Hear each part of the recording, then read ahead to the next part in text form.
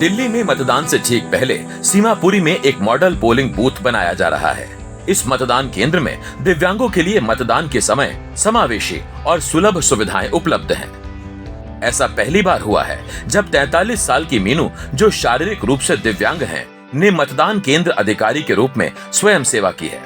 5 सदस्यों की उनकी टीम में 4 दिव्यांग और एक विशेष शिक्षक शामिल हैं, जिनकी भूमिका मतदान प्रक्रिया में होने वाली किसी भी मुश्किल का समाधान करना है।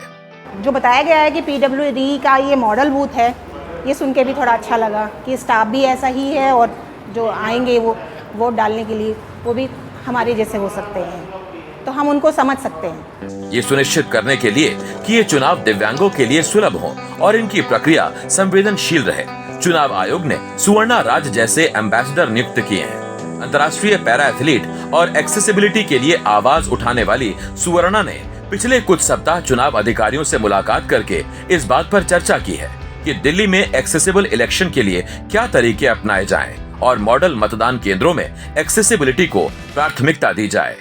ये जो इलेक्शन कमीशन ने इस बार जो बहुत बड़ा चेंज किया है, ये जो अवेयरनेस लाई है, आई थिंक ये कहीं ना कहीं वो 1 करोड़ वोटर्स विद डिसेबिलिटीज़ को घर से बाहर निकालेगा और शायद अपने मताधिकार का उपयोग करना सिखाएगा। ताहिरपुर के जिस स्कूल में मैं बैठी हूँ, इस स्कूल में तो मैंने अभी एक जो डेडिकेटेड रूम बनाया हुआ है डिसेबिलिटी का, उसमें साइन लैंग्वेजेस के एजुकेशन पर्पस से साइंस लगाए हुए हैं।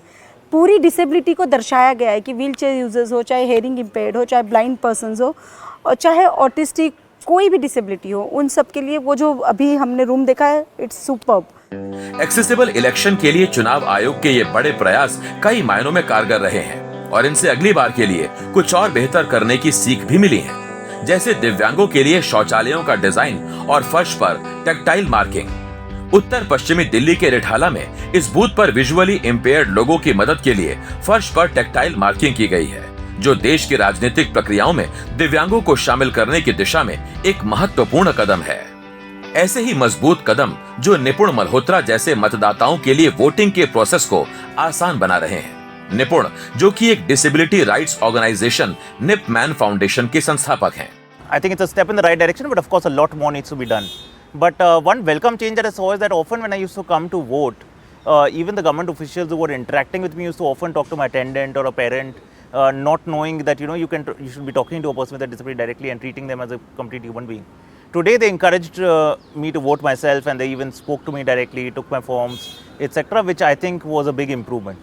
अब उम्मीद ये है कि मतदान केंद्रों पर जो सुलभता सुविधाएं दी गई हैं, उन्हें देश के हर एक मतदान केंद्र पर लागू किया जाए और ये बढ़ती जागरूकता राजनीतिक प्रक्रिया में अधिक समावेशिता की ओर ले जाए। पार्टी घोषणा पत्रों में विकलांगता प्रकोष्ठों का समावेश, संसद और राज्य विधानसभाओं में विकलांग व्यक्तियों का उचित प्रतिनिधित्व, विकलांगता अधिकार आंदोलन के लिए ये एक लंबी यात्रा है, लेकिन इस साल के प्रयासों ने सुलभ और समावेशी चुनावों की दिशा में एक जीत हासिल की है, जो सुवर्णा, निपुण और समुदाय के हर सदस्य के लिए है, जिन्होंने अपने सार्वभौमिक मताधिकार का उपयोग करके अगली सरकार का चुनाव किया।